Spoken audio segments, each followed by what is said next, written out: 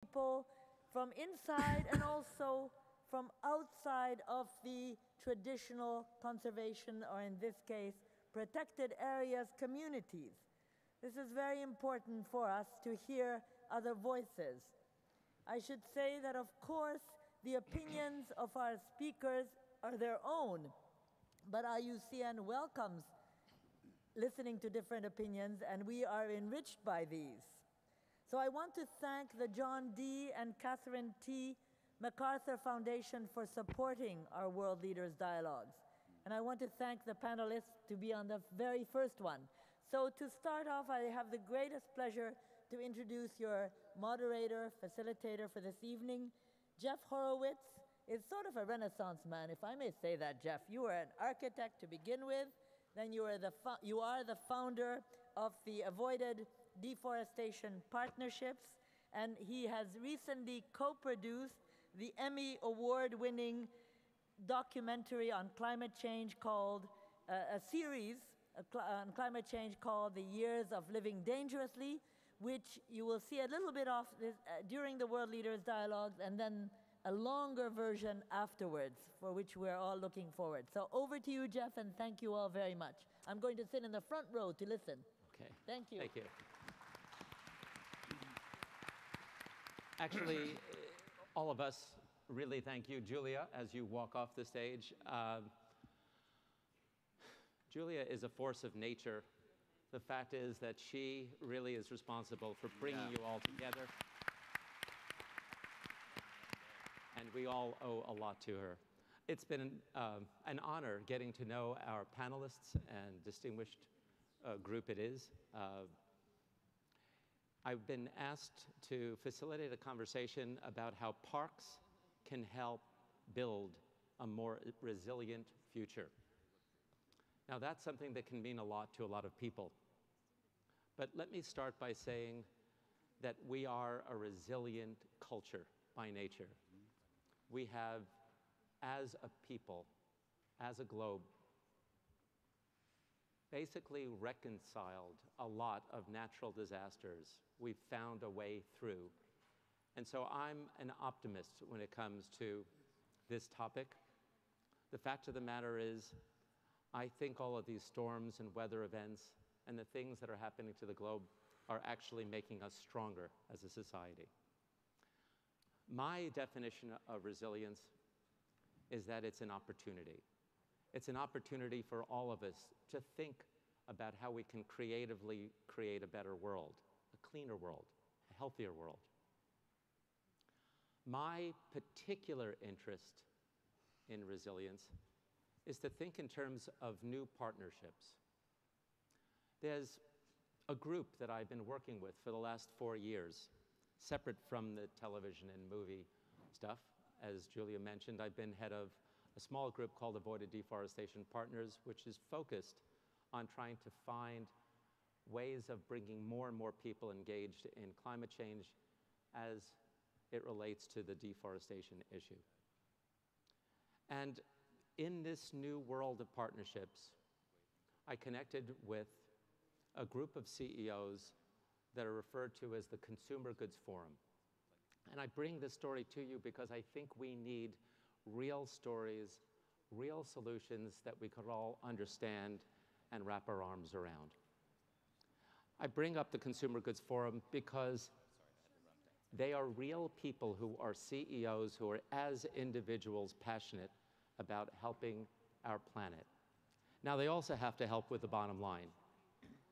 So in this case, over the last several years, they came to the conclusion that if they don't have certainty in their supply chains, given the fact that our resources are limited and our populations are increasing, that they will be in trouble just as the planet will be in trouble.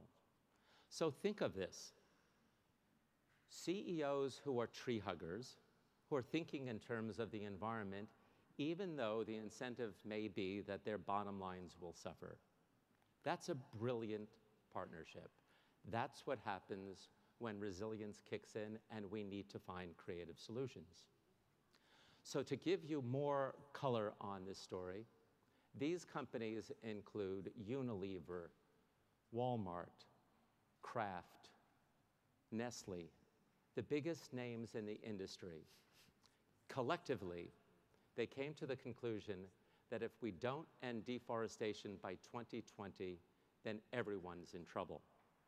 So one of the things that I'd like to put on the table, along with the other commitments and the other pledges that have been talked about in the last day and a half or so, is that these individuals collectively, who represent $3.1 trillion of commodities, are pledging to go deforestation-free in their supply chain by 2020. I think that deserves a round of applause.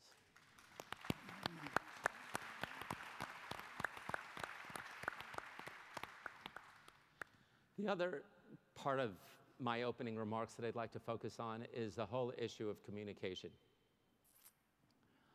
We are right now a smaller version of the group that was here the other night, but yet still passionate and committed, and thank you all for sticking around for this conversation. But the fact of the matter is, too often, we talk to each other and we don't get messages out of the room.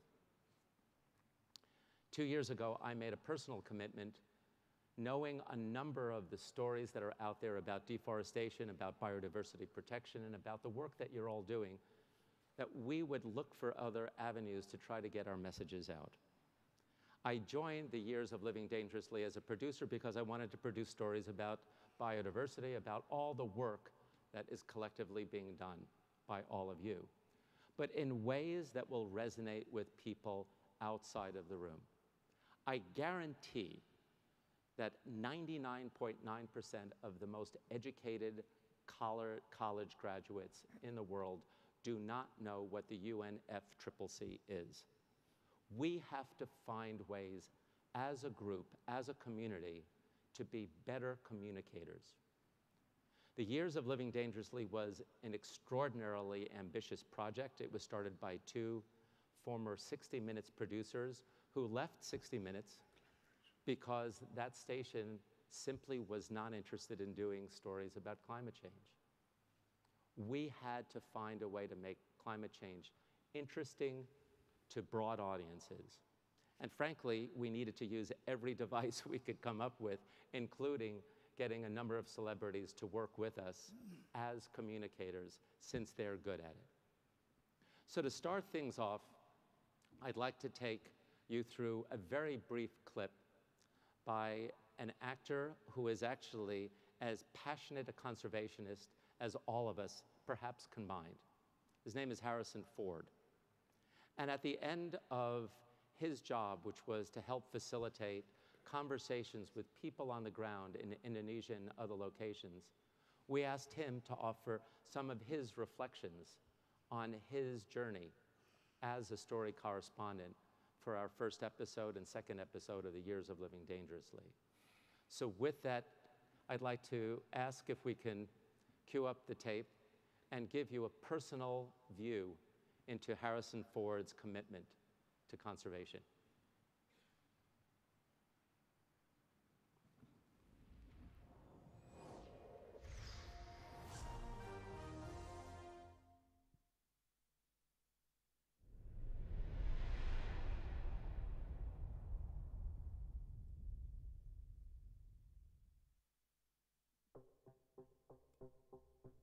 I needed something outside of myself to believe in. And I found in nature a kind of God, an organization and a beauty that, for me, supplied inspiration. We've been to Indonesia and we've been to Tesanilo, a flagship national park, which should have been protected from deforestation. There's only 18% left of the land that has not been slashed, burned, degraded. Right now, it's being redeveloped illegally as palm oil plantations. Indonesia has potentially lost a quarter of its forest since 1990. The problem, in the past 40 years, you cut forest and you get some money. Now the question is, how do you keep your forest standing? From what I had seen, where I'd been, the things that I'd done, the people that I talked to, I got angry. We're the ones who caused them all this distress. First we took the home away, then they killed the mothers. we then just going to say, no, they're not worth it? Conservation and corruption, they're not meant to be side by side. Nature doesn't need people. People need nature to survive, to thrive. And when it's gone, it's gone. Oh, I can't wait to see the Minister of Forestry. People need to know about it. People need to see what's going wrong, and they have to be exposed to the mechanisms that can help make it right. Things have got to be done now. Overcome challenges.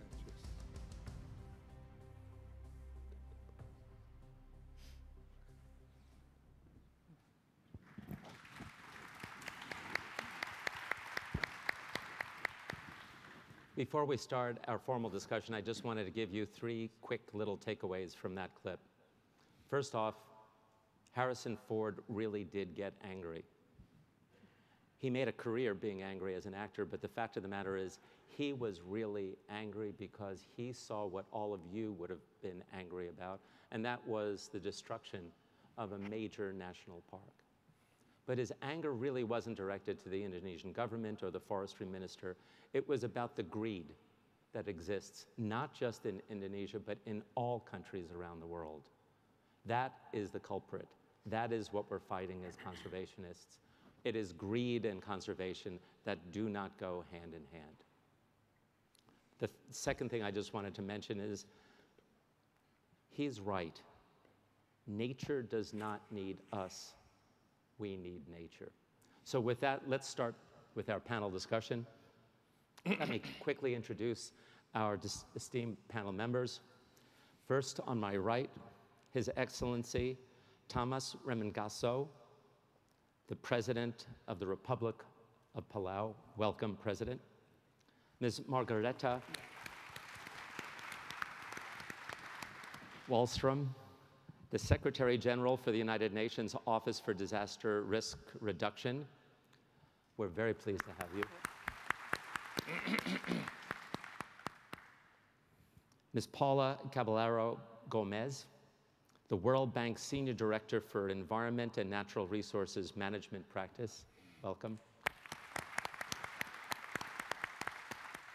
And by now, I'm sure everyone in the room knows the President of the IUCN, Mr.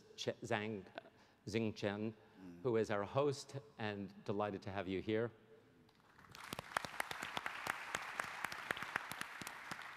And finally, I'm deeply honored to have with us the 51st Secretary of the Interior for the United States government, Miss Sally Jewell. And may I remind everyone that her latest, most distinguished title is that of Granny. Thank you. Thank you. So, as a group, we had lunch together and we talked about how we would like to go about this conversation. As Julia mentioned earlier, climate change really is personal in many ways for many of us. It's my goal as a facilitator to really connect all of you with these strong leaders, not necessarily as leaders, but as people, as individuals who have passion about this subject. It is with that intent that I'd like to start this conversation with an open question to each one of the panel members. And that is, at what moment, when was that life-changing moment for each one of you when you discovered the connection between nature and climate change? When did environmental protection and carbon emissions become one and the same? And be as personal as you care to. Thank you, starting with Mr. President. Thank you, Jeff. First of all, I've often said that Palau and the rest of the Pacific Islands are the front lines of the impacts of climate change, that it provides the window of what eventually will happen to the rest of the world if resiliency, or for that matter, appropriate actions are not taken by the world community. In the late 90s, with 97, 98, my country experienced coral bleaching, which was done on a very extensive scale. Now, I'm a fisherman, I dive the reefs, but never in my life have I seen the corals and the reefs turn white. It's like somebody poured Clorox on the entire reef. That's why the name, I guess, appropriately was called coral bleaching. But at the same time, I do want to say that I live by the shore, by the ocean front, and so in the last 10 years, we had to renovate our house to elevate the flooring because the water was already getting into our backyard. And this is for the rest of my neighbors who live along the coastline. So it is something that I personally have felt, and it just bothered me because it's a matter of survival in our situation. And I think this is where we are most passionate about because we are islanders, we're small, so these issues are a matter of life and death for us. You brought out the very importance of resiliency. We have to do what we can do on the home front. And so we've made a conscious decision, and by the way, science has proven that nature can be resilient too, if we allow it to rejuvenate. But if we add on more stresses, like coastal runoffs or pollution, then the added stresses cannot address the impact of climate change to the reefs. Hence, the most logical solution for us is the designation of these reefs as marine protected areas, as protected area networks, with the whole idea that let's not give them any more stress to kill the reefs. Let's give them time to heal and therefore provide us the food security down the road that we need. We'll go some other places and fish, but let's protect the areas that needs to be protected first. So these marine protected areas, or if you call it protected area networks, they make sound sense for us. It's a matter of life and death, and that's why Palau is doing the National Marine Sanctuary to close off our 200-mile exclusive economic zone from commercial fishing and just concentrate on ecotourism activities to support our #1 bread and butter industry, which has now become the tourism industry. It makes sense. Tourism needs to come to Palau because of the beautiful environment, and our duty is to protect the environment, protect the mother goose that lay the golden egg. Wonderful. I take it that there was no one moment because you're living with climate change day in and day out. And that's something that's really quite unique to someone who is in an island state that certainly is among the most vulnerable. Margareta, give us your moment. Tell us how you got started. I think my moment was, it's quite a long time ago, but I had already been working for decades with disasters, disaster response, recovery, reconstruction.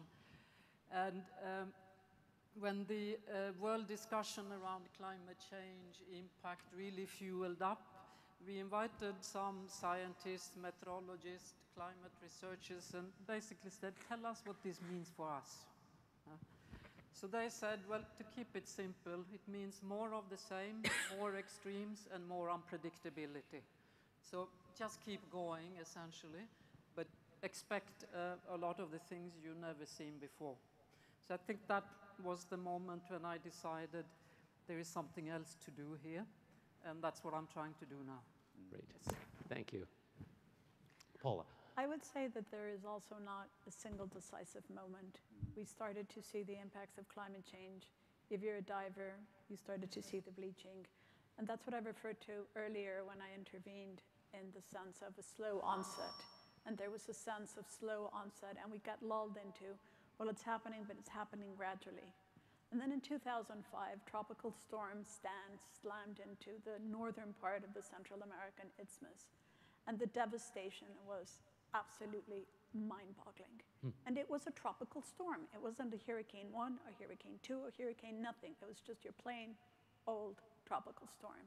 And that was the flavor of things to come. And that is why, and what drives me is the fact that we are not heading for a 2-degree world. We are heading for a 4 or a 5, or even in some analysis, a 6-degree world. And that is what drives me, and that is what I think we need to look at resilience, because it is our only hope. Unless, and I celebrate the announcement made today in terms of really leadership, climate change leadership, but it's still not enough. So resilience, to me, is really preparing ourselves for that 4-degree world or more. And it is essentially about recognition at its very essence. It is about, I think, what you said earlier, that symbiotic relationship between planet and human beings, to really understand that we need each other. That is at the core of resilience. And unless we can do that now in all walks of life, in all sectors, it won't happen, because what you are also seeing is that the siloed responses are no longer enough. So my closing story is that for me, a moment of hope was when Colombia was suffering the most devastating floods in a very long time, and we were into the third wave of successive flooding. And the Minister of Agriculture started talking about the need to manage the floodplains. And I thought, eureka, there's silver lining, that's sustainable development. If a Minister of Agriculture understands that you need to manage the floodplains and not dam the rivers. So that was also a moment of enlightenment. Great, thank you. President Zhang,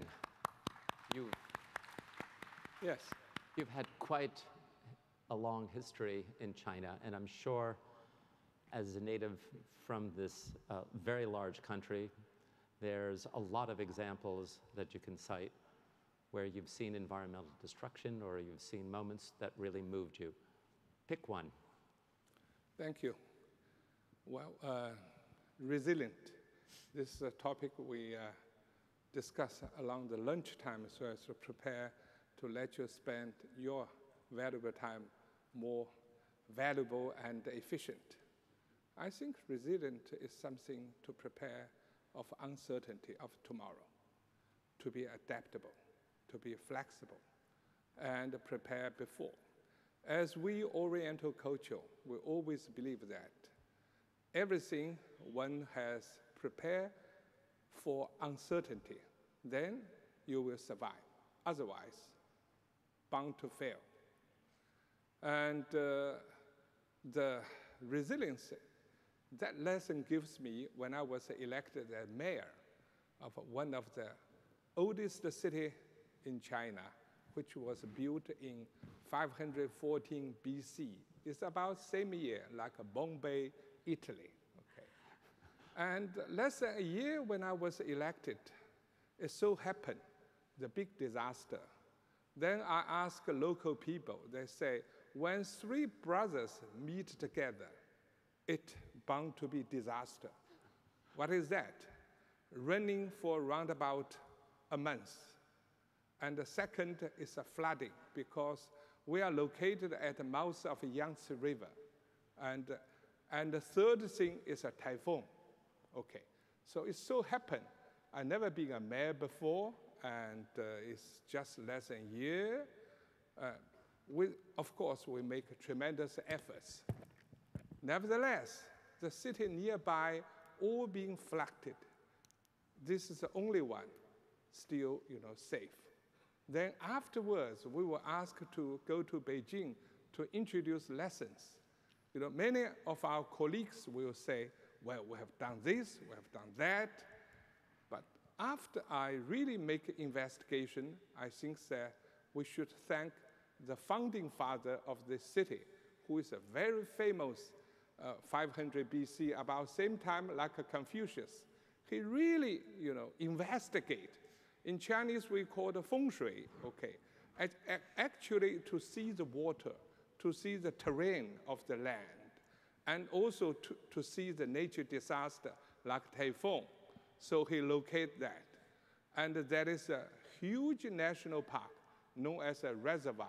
It's a Taihu Lake, which serves as elastics and also makes the city full with a canal. So we are sister city with Venezia, Italy, Canal linking with the Yangtze River, also linking with that huge lake. So finally, when I go to Beijing, I say, it's not my, efforts. It's the national park, this protected area designed before that help us.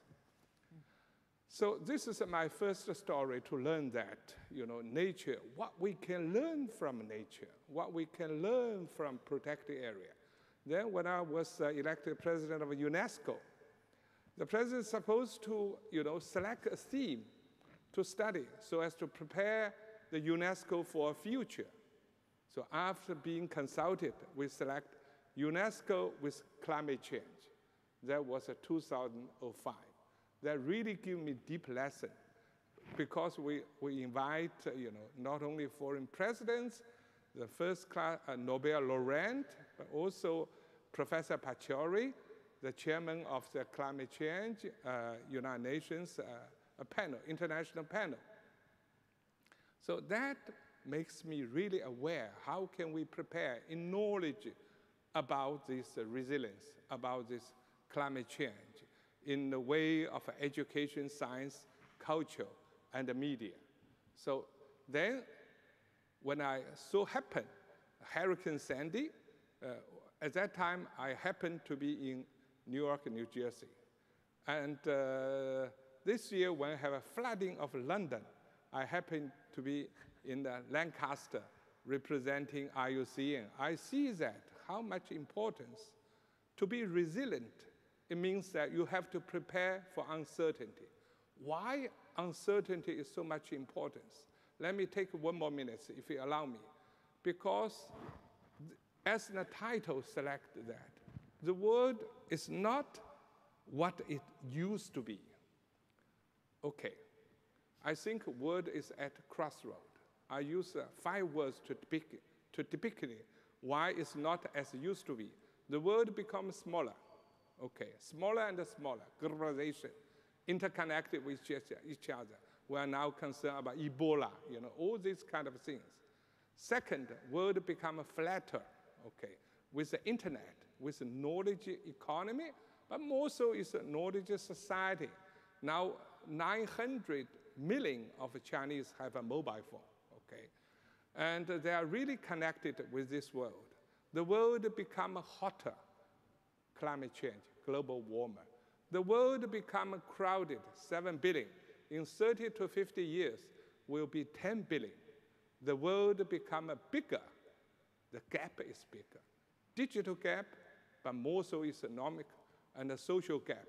That is why I was told when I visited Harvard, and the first half year this year, Harvard Coop is a bookstore.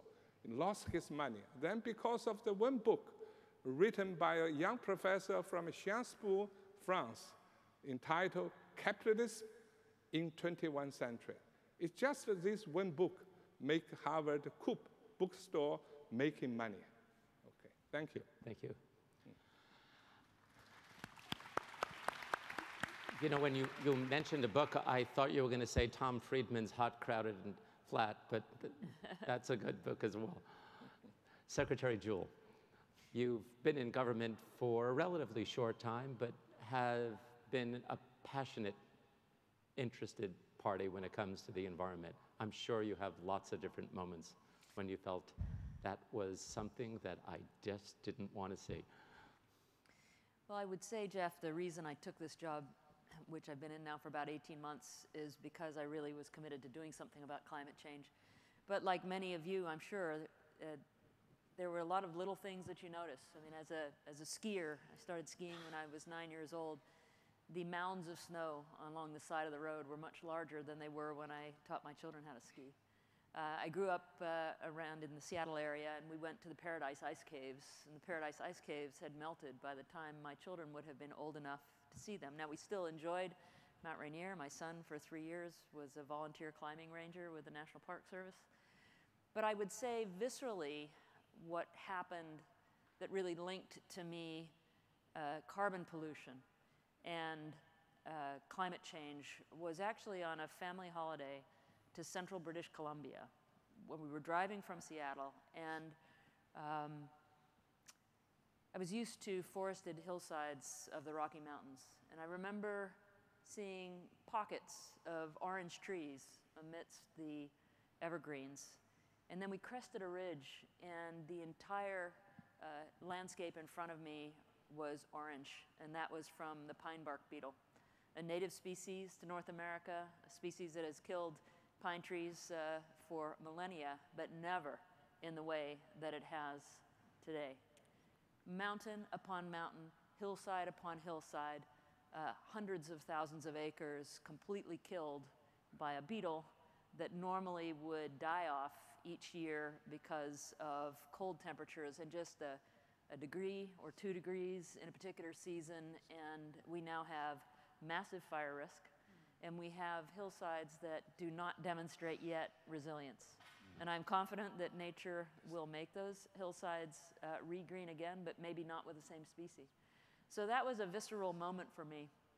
And as a business person, I worked hard, as some of the businesses you cited earlier, Jeff, in trying to be part of the solution, and I think that has to be part of the solution for all of us. But that is when the moment really first occurred to me that it is a direct link and not just a decadal cycle, because it was so starkly laid out for me in the Rocky Mountains. Great story. Thank you.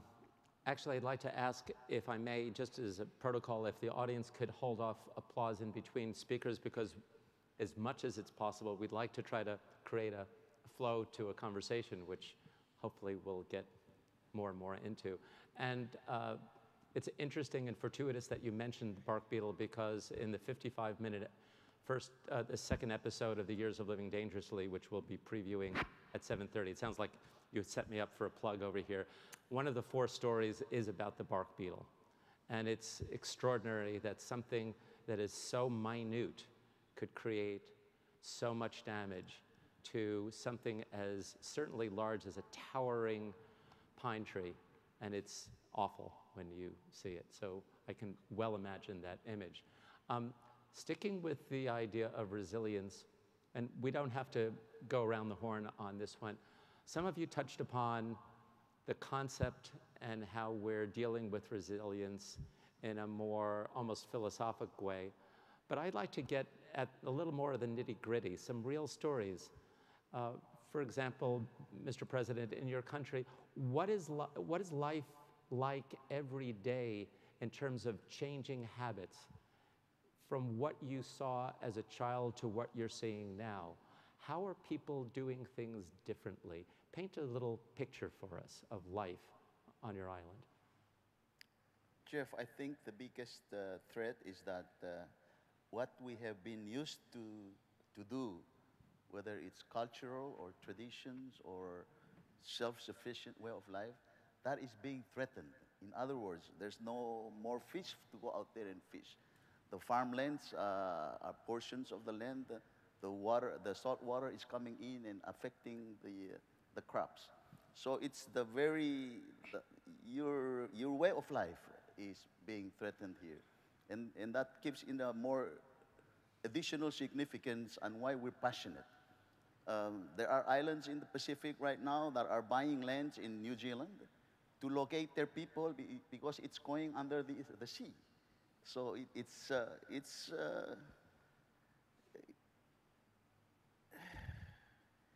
it's really a survival issue for us. Margareta, you've seen a lot, you've traveled a lot, you've gone to a lot of places, you're helping with disaster relief.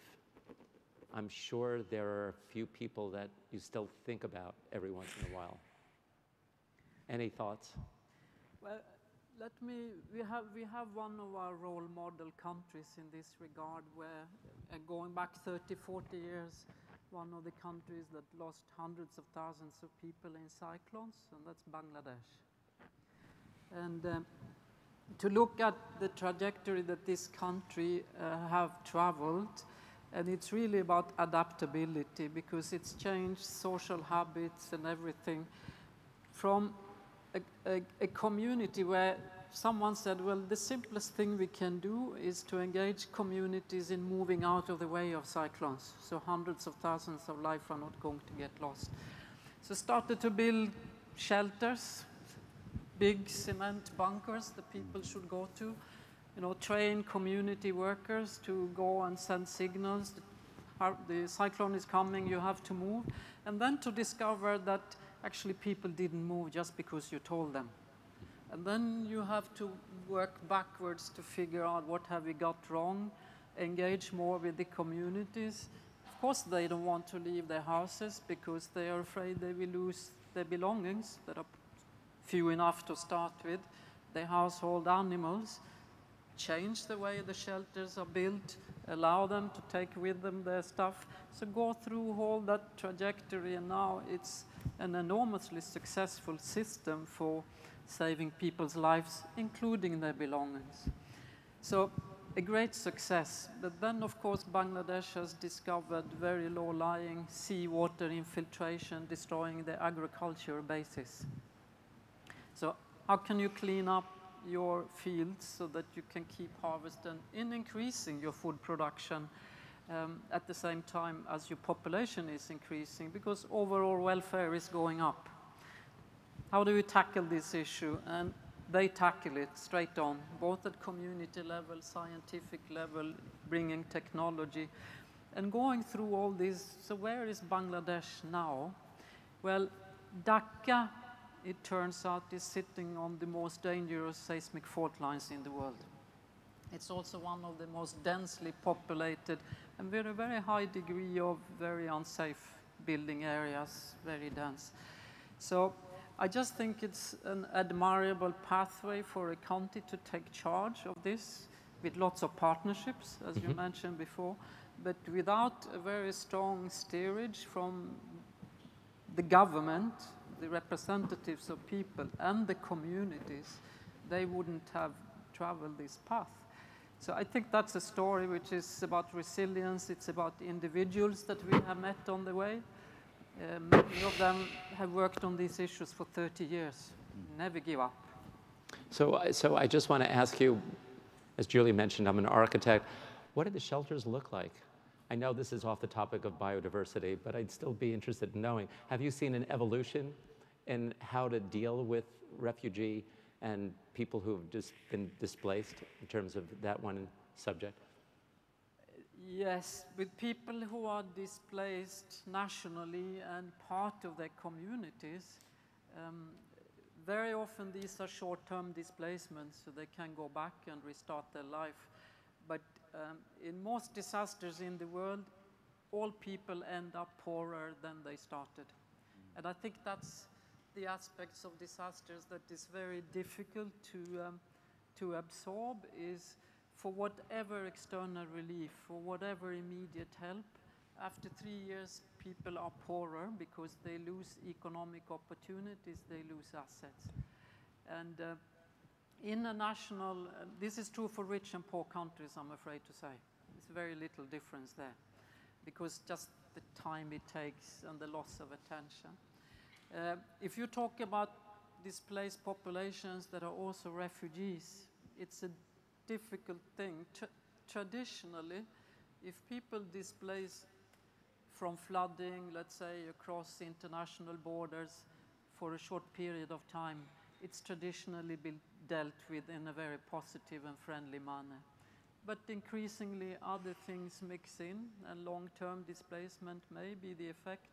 And this, of course, creates both tensions, sometimes conflict, issues around human rights. And so there can be slightly different issues. But there is a big, very big question mark around relocation, displacement, which every government in the world finds hugely difficult. And if there is one question which they always ask, does anyone have any practical experiences on how to sustainably relocate people so that they are happy? Because they are always unhappy, and very often because they don't have a word in how it's done. Right. Because a good government says we need to make people safer and let's move them.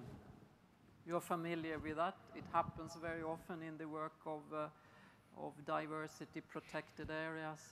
But I do have some examples also of natural parks where they find trilateral solutions, good for the people who live there, who used to poach animals, trees, illegal logging, tigers getting killed.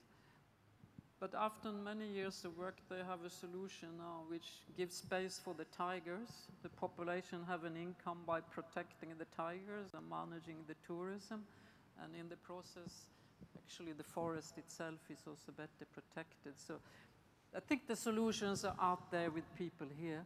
If we think about, if we define the issues together and work on the solutions together as a partnership, because my biggest fear when I saw Harrison Ford and when I listened to many of the people I've listened to here today is, and you all know this statistic and it's true, in a few decades 70–80% of the world population will live in cities. In some countries and regions they already do. In America, so already 70% of all people live in cities. So what does it mean for the protected areas if nature remains an exotic product and we don't see the relationship between the economics, the people, our survivability, and children and young people grow up not knowing what the cow looks like, let alone an orangutan or similar. I see this as a major really challenge that we need to tackle in an upfront way and quite realistically. Yep. Thank you very much. You know, I'm going to open it up to the other panelists. Personal stories. If I can just pitch in, building on what Margarita was saying, because I do think that one of the great challenges we're going to face is precisely that, this disconnect. And a lot of people during the day have mentioned the fact that there's too many gray hairs in the room and not enough youth. And that is how we pass on that passion, that understanding, and that connectedness is an issue. And that's where I think I see a silver lining to climate change. And that is that climate change, as I like to say, has the wonderful function of concentrating the mind on the planet. And climate change is helping to, in a way, mainstream environmental issues. And the stories that I think are very relevant are those, and there's examples in so many countries around the world, of places where, for example, the tsunami in 2004 hit, and where there were mangroves, the communities and the livelihoods were spared. And in the village next door, it wasn't. And the World Bank has been working very closely with the government of Tamil Nadu in southern India. And there the stories are really, really stark, of one village where 5 people died and there was devastating loss, and the village right next door where nothing happened. And I think that this really is starting to concentrate the mind on the idea of natural infrastructure, of really starting to understand that nature can be part of the solution. And I think that there is hope for that. But we have to start to make the connection with the cities. And there are efforts being made. There's this idea of greening cities. There's many cities that are really championing. I think that the role that municipalities and mayors are playing is fundamental, because it's not just the private sector. You also have coalitions, the 40 cities. I think that that's a story that also needs to be told, of the leadership at the municipal level and how that is driving change. So I think that part of the stories we have to unpack is to address that disconnect and have the enlightened cities help us to make that connect between the territory of a whole, of the cities and the urban areas, and how that has to be administered and understood as a complete whole. And I think that climate change is helping us. So the silver lining really is all those stories about how the environment and where the environment is intact, is resilient, has helped to protect and to enable livelihoods to be maintained. And that story of that resilience, of that connectedness, is something that I think when you look at the promise of Sydney and the draft, that second item that talks about the need for the connectedness, I think that that has to be a very core part of that partnership, that communication you're talking about earlier, is to get those stories out of how nature has truly helped to safeguard human beings, so that we have more of that and we bring that more into the city dimension and into the cities understood as a territory, which is particularly key in coastal areas. And so many of the big cities in the world are in coastal areas. It's a beautiful opportunity to have stories, to have an understanding that weave that magical relation between the land and the ocean. Thank you. That was really elegant. And it seems like you all want to continue with this pattern, so President Zhang. Yes. Anything more that you'd like to add on resilience? Yes, thank you. Well, you mentioned about painting small picture, so I like to cite example. We're interested in you as a painter. Yeah, we seem to already take it for granted. For instance, water. Okay, when I come to a quarantine station, Sydney, and drinking the water from the tap, so how enjoyable. But now in many parts of the world, we have to drink the water from the bottled water. Okay. But formerly, even earlier, in the agro and nomadic civilization period, we drink the water directly from spring water, from the river, right? We swim in the river. So it reminds me what Hegel and Engels said about 100 years. When humans conquer nature, the first round, they fully enjoy the achievements, what brought to them. But they, second time conquer the nature, they're surprised to find that they will be punished by nature and continue to be punished until even the result achievements of the first round has been sweeping away. I think that I'm not just, exaggerate. We are now just experiencing that. The 2 degrees centigrade race, and also, the Palau, those countries, whenever I enter contact with them in the Caribbean island, why they worry so much, right? It's a sea level, right? So I think that for resilience, we must thinking that how long we humans, since we have civilization, how long is our agro and nomadic civilization? It lasts around about 6,000 years, right? But now we have, with 2 industrial revolutions, which is a great technology, everything, living standard raised. But how long? It's just 267 years. This Earth has already very fragile. The capacity of the ecosystem service has already to the bridge. Okay, so that is why we're thinking about those things of the resilience. The resilience that really we should think that what we can learn from nature. That is why our organization, IUCN, 30 years ago, we put forward the concept, not just conservation, not just the protection, but sustainable development. Mm-hmm. Thanks. After 12 years, in 1992, leaders gathering in Rio de Janeiro, Brazil, to have this first time discussing about development and the environment. Okay. Now, the IUCN put forward another major solution and a concept that is nature-based solution or ecosystem approach. So we must, ever since we human being has come to this world, we observe and try to see what we can learn from nature, and also how can we be resilient, survival, adapt, and flexible. Each culture has its own way, so do not forget about that. I think that you asked me about Oriental. When we were a kid, we all have this lesson in a textbook that is a great foolish man how to conquer the flood and the water. 大禹治水. His father was instructed by the emperor to handle the flood. But what is the way he used? He used engineering, just build the dam.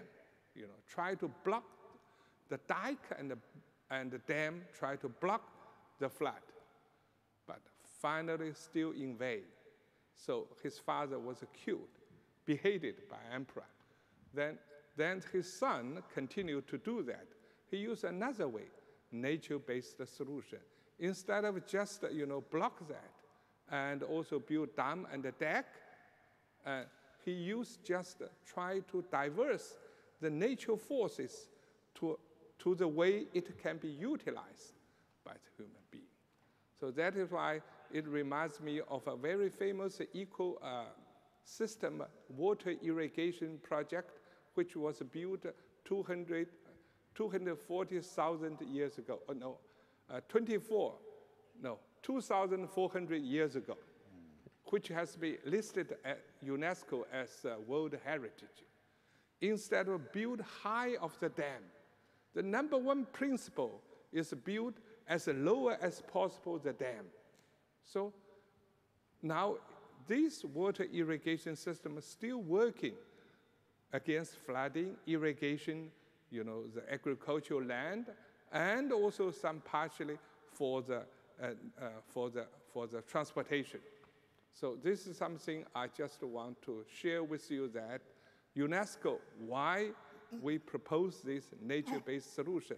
But now, unfortunately, I must share with you, Jeff, wherever I go, it's just a technology, just engineering, So it's a high time for us to think and think deeply, And we just have that 267 years, right? But now it's so much a challenge for us. We're drinking water from the plastic bottle, but plastic bottle is also, pollute the water in a way. But we do not think about that.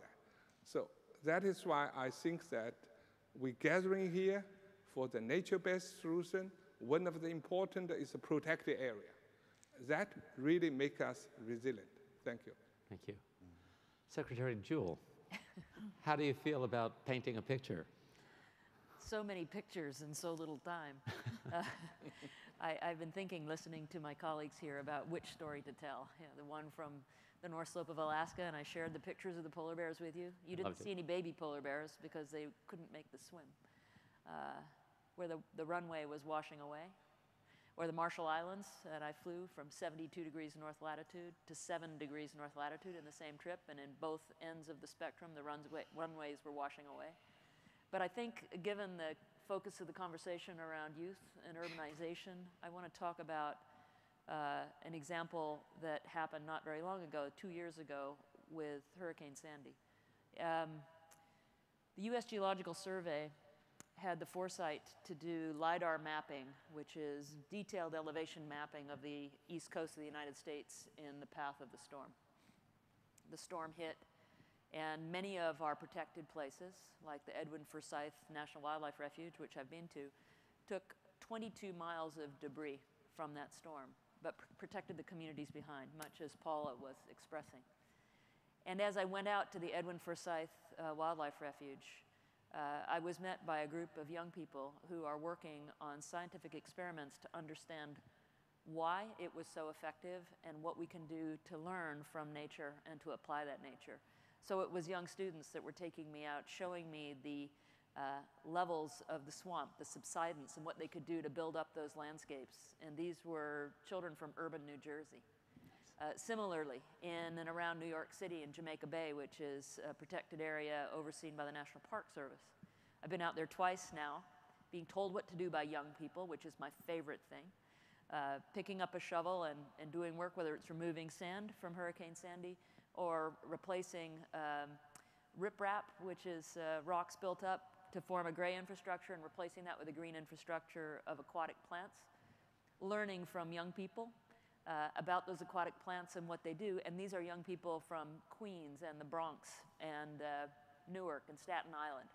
And they are reflective of a community of people that have not felt welcome in the outdoors, never been introduced to it. It has not been part of their family traditions, and yet they're teaching me about the resilience of ecosystems. So the USGS's work before and after the storm helped us understand where to put money after that storm in rebuilding the landscapes.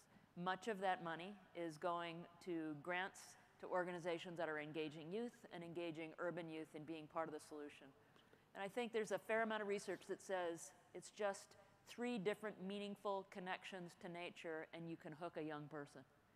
So working for the Student Conservation Association or the New Jersey Youth Conservation Corps or any one of hundreds of youth conservation corps out there, we are taking urban youth and connecting them to nature in a way where they are understanding these ecosystems and it's really the silver lining of that dark cloud of Hurricane Sandy. So lots of examples, but thought that one tied together so much of what our panelists up here are talking about. Absolutely. So actually, I'd like to take a different turn for just one moment. And it's bringing it up to a much higher level just because of this astounding announcement that happened yesterday. The United States government and China reaching an absolutely unprecedented climate change agreement. Now, for Secretary Jewell and Mr. Zhang, it's not a coincidence that I sat you next to each other. I'm really interested in asking, beginning with Secretary Jewell, to tell us, as a Secretary Jewell, or as a granny, what were your emotions when you heard the announcement? Now, knowing full well that being a cabinet member, I'm sure you knew something was going on. But still, when these announcements happen, they just happen because of all kinds of timing. But what really went through your mind as a parent, as a grandparent, and of course, as a cabinet member? I'd say the first emotion was tremendous pride in the President of the United States in stepping out in such a powerful way. Tremendous pride. I knew we were working on it. I did not know the timing. I know that the goal that was set out, which is to reduce our net greenhouse gas emissions by 26 to 28% from 2005 levels by the year 2025, was a huge step forward. But I also know from discussions that we have had as members of the cabinet that it is an achievable goal. It's a goal that we believe we can get there, and it's a goal that I am fully supportive of, and I am just enormously proud that the U.S. stood alongside China in making a joint announcement about climate change. We had those of us that represent this administration, a rough election just last week. For the President to step out in such a powerful way and say, as he has said to all of us, we must lead. It is not okay to wring our hands about climate change or question whether it is going on. It is going on. It is our role to act, and the President acted very decisively yesterday. And I will tell him he just made my job a lot easier in attending this conference by the announcement, but it is a delight to see such bold action and to see it alongside a country that also must lead if we're going to change the face of this planet. That's great. You're allowed to applause once in a while. So, Mr. Zhang, China has been used by certain politicians in the United States and other countries as a climate change holdout. They can't do that anymore. You're stepping up. Your country is stepping up. I'm sure you have thoughts and opinions, and I'd like to ask you the same question. What was your immediate reaction when you heard the announcement yesterday? Thank you. I think that it's a big and historical decision. As a Chinese, I feel very proud. Proud of my leader and proud of my country. And also proud of the spirit of collaboration. Our leader worked together with the leader of the United States jointly to do something so as to prepare and promote for the further and can also pave the way from Lima to Paris, right? This is a concern of all the humankind, and it is also so challenging as it's just one planet we have to depend on. Well, I happen to be in the Advisory Council of the Low Carbon Development Strategy of China, and this matter, as far as I know, we technically have already debated and discussed and explored for over 2 years. Every little detail, whether we can achieve that as a peak of 2030 or around that time. A lot of concern at that time, a lot of worry because China has a 1.3 billion of the population. Just come to think of it, not any other thing, just the food. If China cannot support itself for the food, the whole world price of the food will just, suffer for every country, because we account for 1/5 of the world population, right? So to make this kind of decision, whoever in the position as a decision maker who will be responsible for 1/5 of the world population is not an easy one.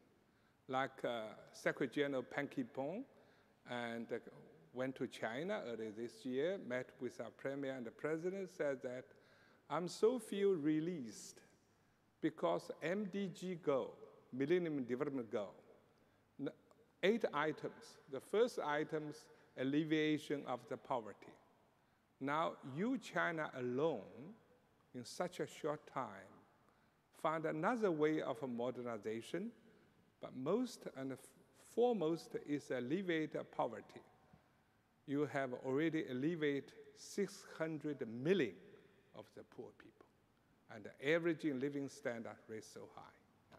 So China alone already makes me to fulfill that Millennium Development Goal #1, #1 item. Yeah. So I mean that it's really not an easy one. Many of us know that if you come to China, you cannot just see Beijing, Shanghai, or Canton as a China. If you go a little bit further to the west, to the interior, even in the very developing area, in my province, in nearby province, Zhejiang, Fujian, you go to the western part or the mountainous area, still people are relatively poor. That's reality. So I think that it's so much importance because as we Chinese believe that if everyone wants his small pond and a river has a water, #1 importance is an ocean and a big river has a water. If the big river and ocean does not have a river, your small river, even though has a water one day, but sooner or later will dry out. So #1 concern is a whole nation, whole mankind, I say. But I must confess that for China to make that decision, it's not just for benefit the rest of the world, even though it should show China is a responsible country, right, big country. Still, it's also considered for China themselves, because we have already developed in such an economic and social stage. So if you read China's major media, newspaper, normally you will see that we must transform the structure of the economy, change the structure of energy, change the production model from TMD, take, make, disposal, the linear way, into a circular, more circular way, right? We regard it as a more equal way. So that is why 5 years ago, China already made a huge decision. That is the building eco-civilization. What does that mean? Major means that change the production model and the consumption model. Okay, so this is part of that decision. Finally, I would like to say 3C. This decision I can see is a collaboration of conservation and climate. 3C, climate, conservation, collaboration. So IUCN have a better opportunity. As a president of IUCN, I talk with my colleagues, right?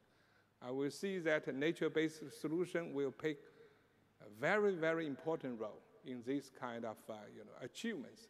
So I'm very looking promising from Lima to Paris and in the days to come. Thank you. Thank you.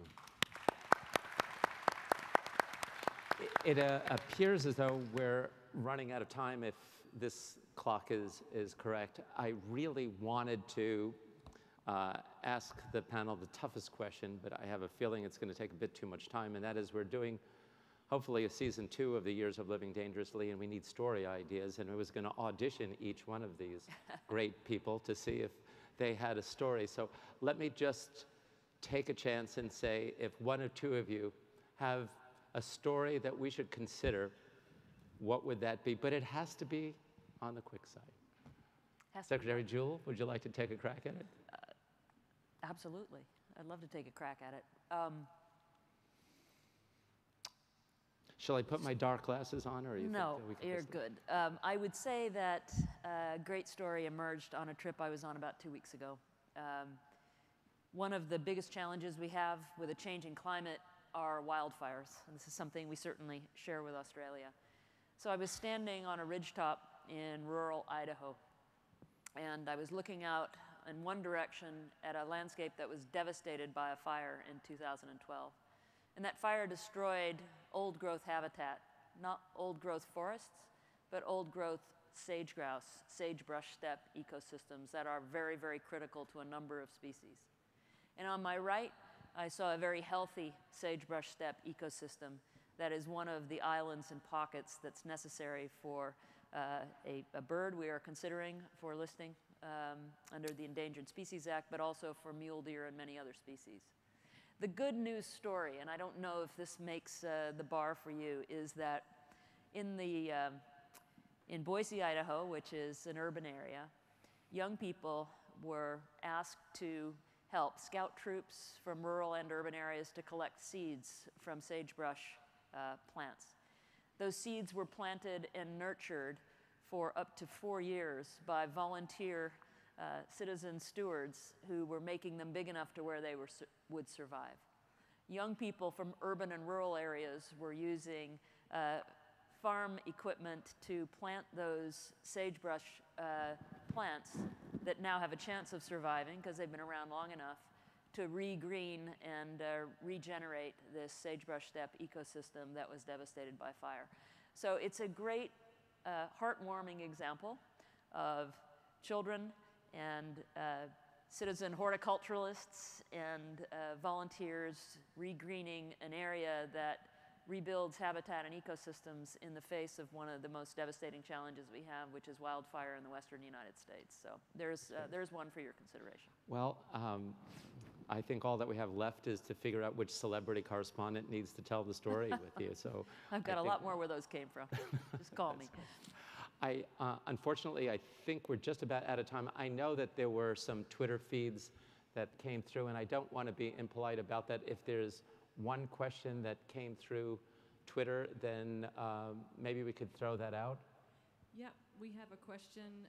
I hear a voice. Around gender, actually.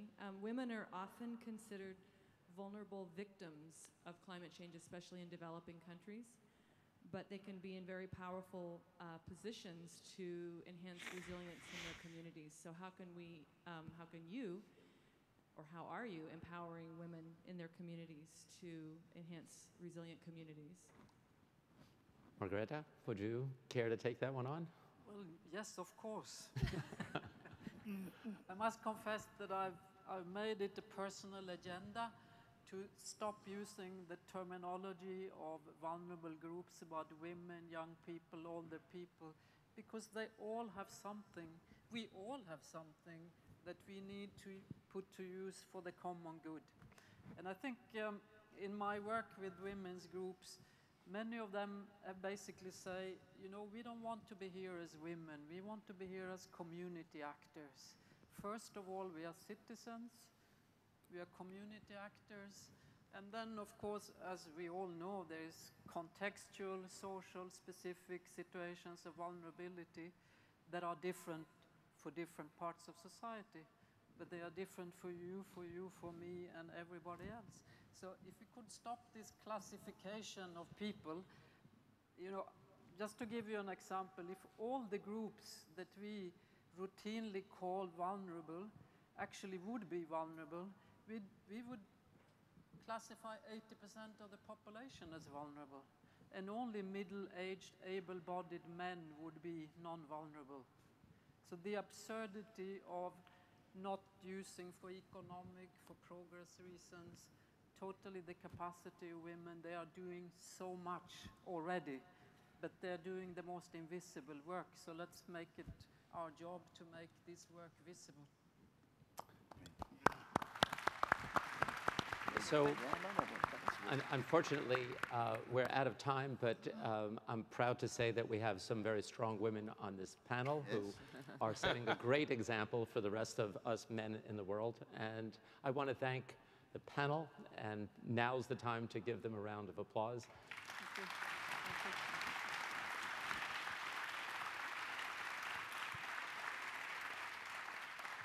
And I just want to end on the note that in my heart, and I know this is a sentiment that's shared by everyone on this panel, we have to think about climate change as a solvable problem.